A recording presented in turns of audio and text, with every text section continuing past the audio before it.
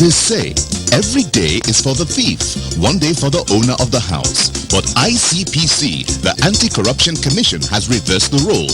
It is now every day for the owner of the house. If you're involved in bribery, over-invoicing, or any shady deal, the day of reckoning has come. ICPC, the Anti-Corruption Commission, is watching you.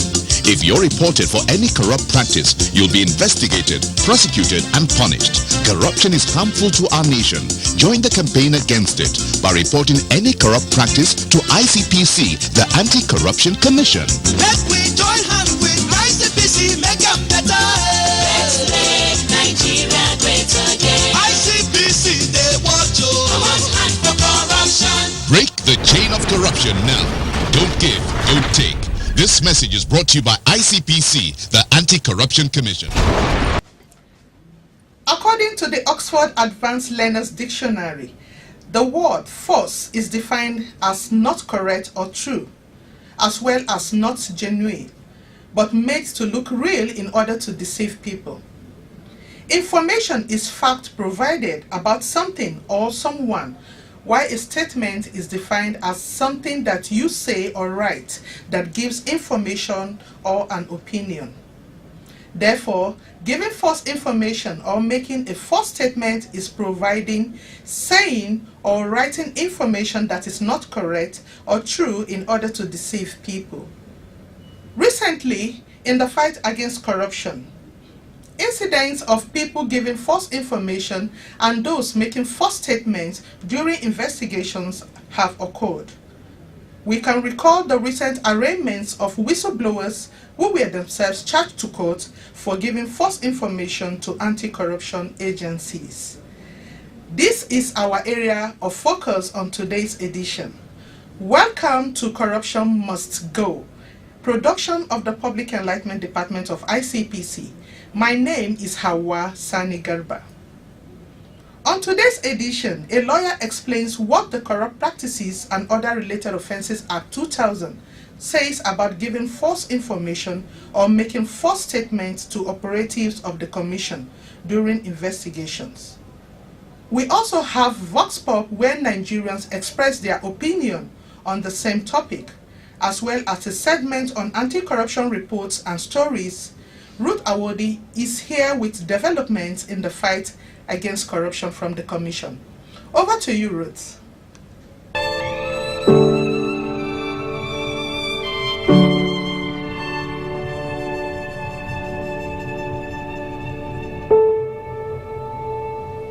Thank you, Hawa.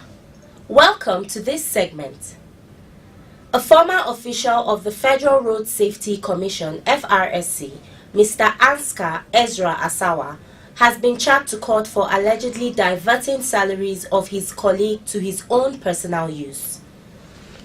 ICPC, in a 2-count charge, preferred against the ex-FRSC staff before Justice Folashade A. Ojo of the Federal High Court Maitama, sitting in Abuja, accused Asawa of conferring corrupt advantage on himself, thereby committing an offense that contravenes Section 19 of the Corrupt Practices and Other Related Offences Act 2000.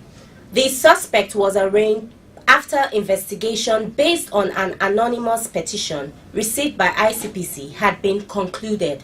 After the charges were read to him, Asawa pleaded not guilty, and his defense counsel, Mr. Daniel Amos, made an application for bail, which was not opposed by the prosecution counsel, Mr. Sonny Eziana of ICPC.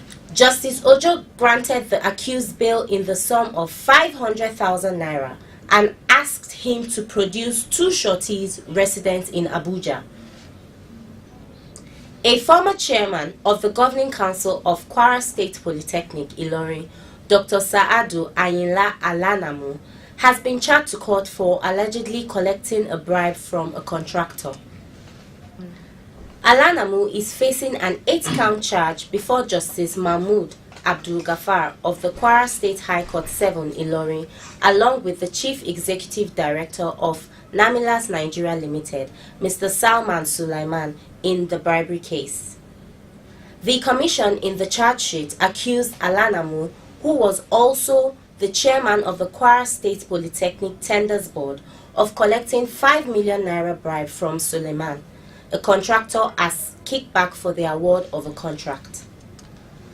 Counsel to ICPC, Sonny Eziana, told the court that Dr. Alanamu received the bribe money through his first bank account on 11 February 2015 from Namilas Nigeria Limited, a company owned by Mr. Suleiman, who is also his friend. Court heard that Dr. Alanamu ensured that the contract for the construction and furnishing of an auditorium in Kwara State Polytechnic at the cost of over 182 million naira was awarded to Namilas Nigeria Limited, even when it was found out that the company was not qualified to execute the contract. ICPC's investigation into the petition had revealed strong evidence of collusion, bid rigging and corrupt practices against Namilas Nigeria Limited in the bid process, and that the company used falsified, forged and doctored PENCOM compliance certificate, tax clearance certificate and ITF certificate of compliance to submit its bid for the bidding process. Suleiman, on his part, was accused of bribing a government official when he paid 5 million naira through a guaranteed trust bank account to Alanamu as a reward for the award of contract to his company, thereby committing an offence contrary to Section 9, subsection 1A and punishable under Section 9, subsection 1B of the Corrupt Practices and Other Related Offences Act 2000. The accused persons pleaded not guilty to the charges when they were read to them. Thereafter, the trial judge, Justice Abdul Ghaffar, granted bail in the sum of 2 million naira with 2 sureties in like sum each, and that one of the sureties for each of them must have a landed property in Ilorin. The matter was then adjourned to 12th October 2017 for pre-trial hearing in line with Section 3 of the Kwara State High Court Practice Direction 2013, after which a new date for trial will be set. ICPC has charged staff of the Standards Organization of Nigeria, SON, to always exhibit a high sense of professionalism, discipline, transparency and accountability in all their operations, and that any compromise could endanger the lives of millions of Nigerians. This charge was made during the inauguration of the Anti-Corruption and Transparency Unit, Act 2, of the organization by Mr. Justin Kwatse of the Corruption Monitoring and Evaluation Department, CMED, of ICPC. Mr. Kwatse stressed that as people who are responsible for compliance with standards and the regulation of the quality of all manufactured products in Nigeria, they should avoid cutting corners. He further called on the newly inaugurated members of the unit to carry out their activities, which will include periodic sensitization of staff, conduct of preliminary investigation, development and entrenchment of a code of ethics, and review of corruption-prone processes, among others, with all sincerity and seriousness. This onerous task can best be achieved when the members of staff understand their responsibility to live above board in order to prepare the organization to attain greater heights. Today's inauguration of the Act 2 of SON is therefore a step in the right direction as we move forward to install the building blocks of transparent and accountable systems, which are necessary ingredients of achieving a sanitized work environment.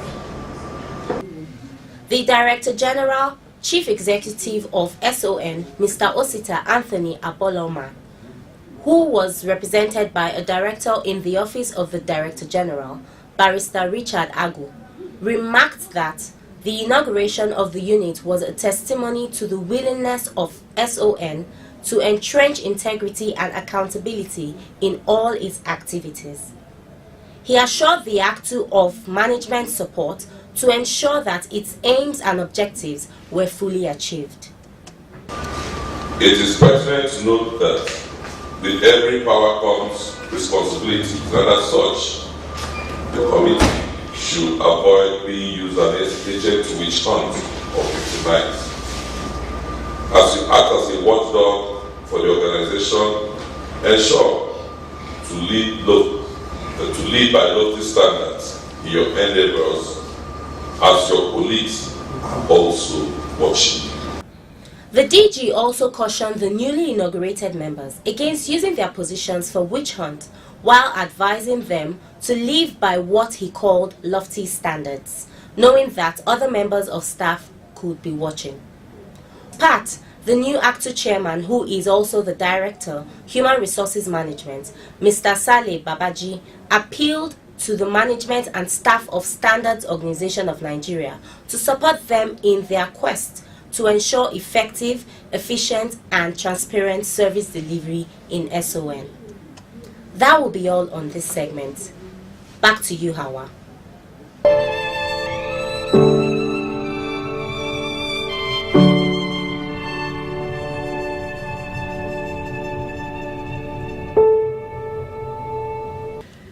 Thank you, Ruth. Welcome back.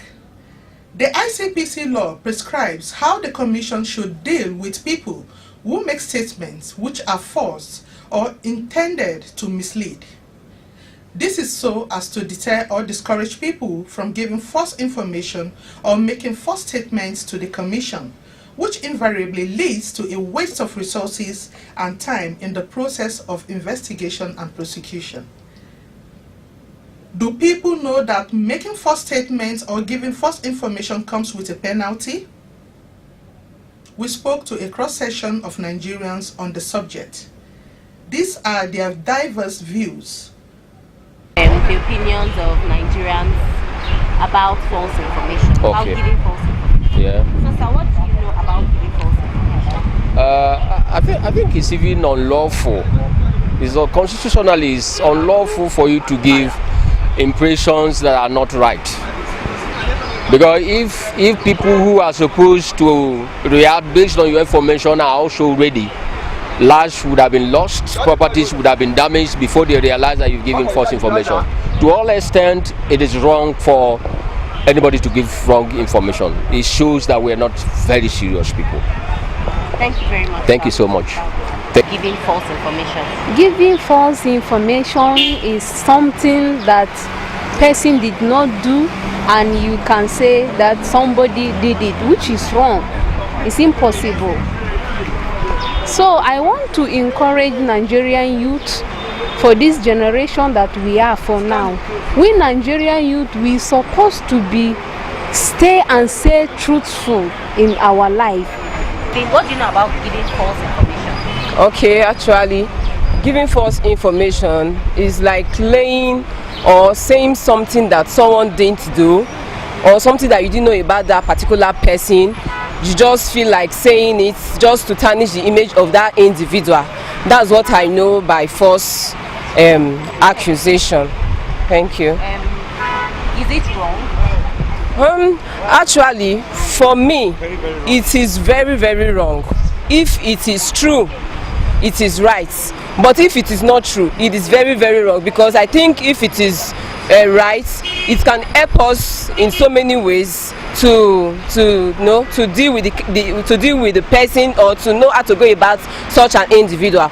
But it's very, very wrong because it can tarnish the image of that individual politically, economically, and socially, and otherwise. Thank you.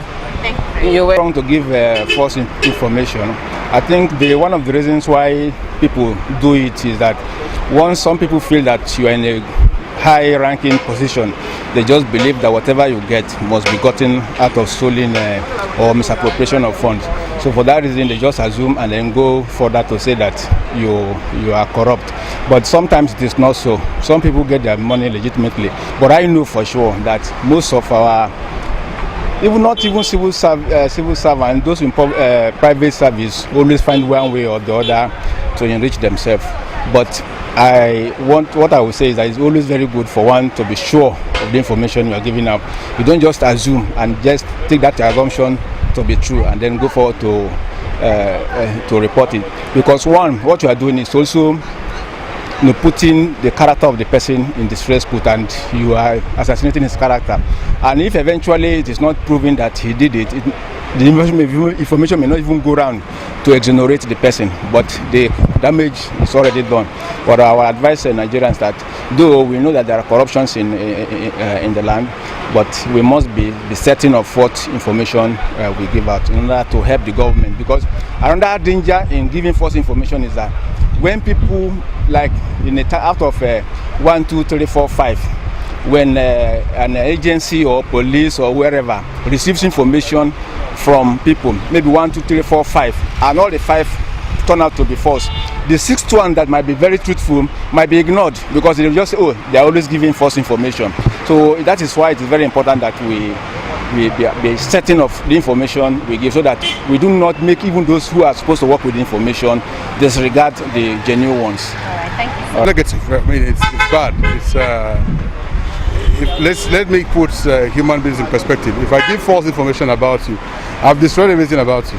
It means that because your reputation is at stake here. So if you're into business or you're into people or you're into teaching, whatever it is that you do, if I'm able to sell false information about you to tarnish your image, it has destroyed you. Destroyed your relationship, destroyed your business, whatever you're doing. Okay, sir, is it an offense? It is an offense. It is an offense. I think even in the law, I'm not a lawyer, but I know that legally there is a term that qualifies for such an offense. False accusation is a serious offense. It is, and it should be punishable. Thank you. Wrong. It is totally wrong for you to give false information, because of course it means you are misleading people, and it calls to question any person's integrity. Because if you give false information against anybody, you know, of course you are destroying the person's reputation, and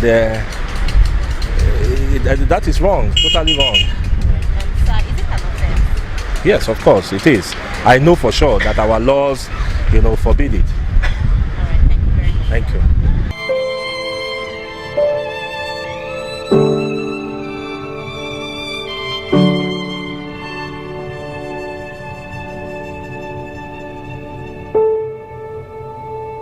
What does the ICPC law say about giving false information or making false statements to the Commission?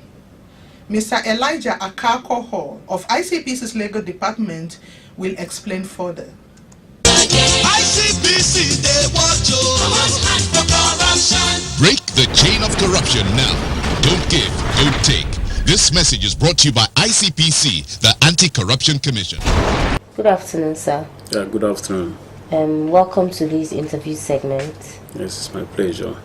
So I would like to find out what section of the ICPC law deals with making false statements and giving false information. Okay, section 25 of the ICPC Act 2000 is the one that deals with making false statements. And false statement can come in several ways. It could be meant to mislead. Maybe your boss in the office, you've done something in a particular way, you come back to him to say that this is the way it is done. Or maybe, like sometimes when the ICPC investigators are carrying out an investigation of any particular case, and you volunteer to make statements, and in the process of making that statement, you made false statements, say things that are not true, and if, unfortunately, at the end of that investigation, it is discovered by the investigators that what you told them was not true, or you had earlier made a statement to them or to any other person that that statement conflicts with the one you have given to them, then you have committed an offense of making false statement. So that first false statement could either be to mislead, to misdirect, or for whatever purposes. Then the offense has already been consummated. There is a penalty for that.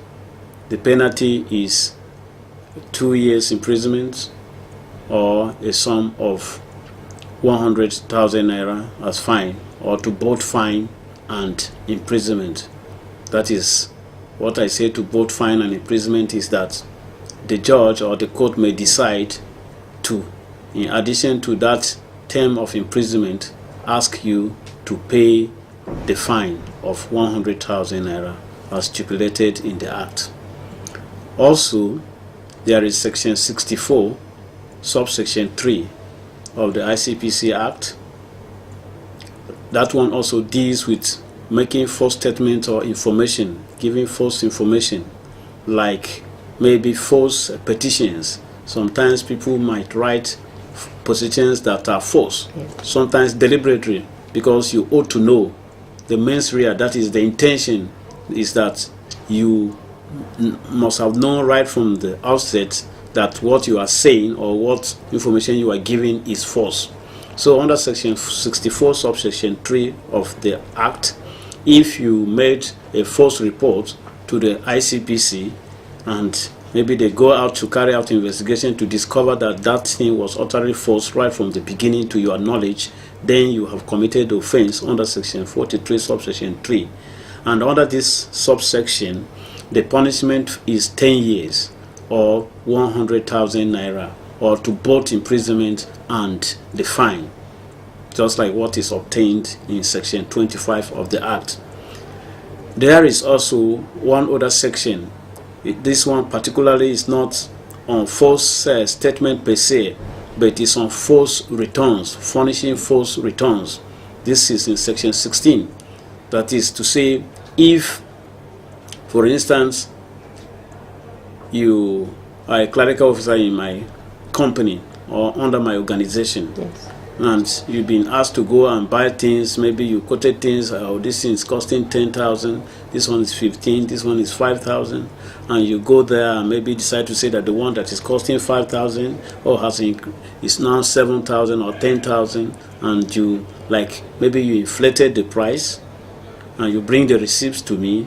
The receipts you have brought to me to show me, to justify that this is the actual price you have bought these things. If peradventure an investigation is carried out and is discovered that those receipts are false, that these amounts of money that you claimed are the cost of those items, already you have committed an offense of furnishing false returns. This happens mostly in offices, in public offices, where civil servants are asked to go and do maybe supplies and certain things like that. And the tendency is that the ones that are not honest enough would want to make fast gain out of it, and after buying they will maybe tell the person buying, sometimes they tell the person deliberately, oh, this one that is 5,000 is 10,000, write it 10,000. In connivance with the person, they gazump the prices in the receipt, while in actual fact they have paid a lesser amount for the items purchased or supplied. That is an example of furnishing false returns. So generally, these three sections deals with false statements or anything false you have made to your boss in the course of the exercise of his official duties. All right, thank you very much, sir. Yes, thank you. Corruption not in my country. Hi. We are here for registration. Can I have your number, please? 49. Number 2 just left my office now. So? It is number 3 Stone.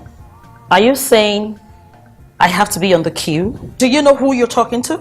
Our policy says we should queue.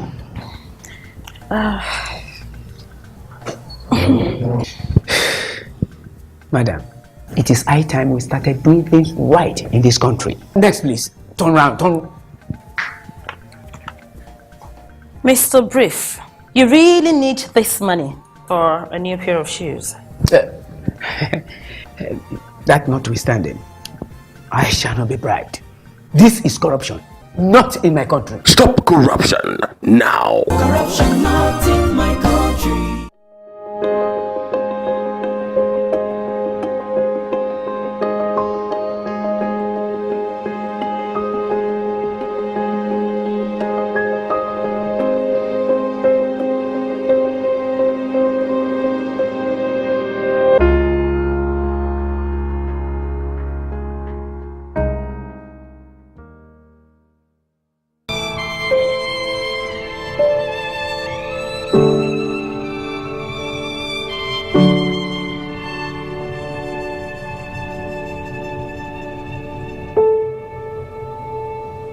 case you didn't know, any person who gives false information or makes a false statement according to ICPC law shall be guilty of an offense and upon conviction be liable to a fine not exceeding 100,000 naira or to imprisonment for a term not exceeding 2 years.